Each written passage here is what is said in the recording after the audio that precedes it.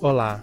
Neste vídeo eu vou te mostrar como mudar a ordem dos atalhos neste centro de comandos do ASUS ROG Ally. Quando eu clico neste botão, eu abro o centro de comandos e para mudar a ordem dos atalhos é só ir nas configurações.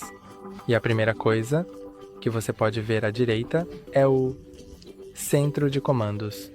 Você pode remover algo clicando em um X para removê-lo, ou pode clicar em adicionar e escolher o que você quer adicionar. Eu vou adicionar opção de gravar tela. E agora você pode ver que meu menu aqui está personalizado e eu não consigo gravar a tela. Isso é tudo por hoje. Não esquece de curtir e se inscrever. Até a próxima!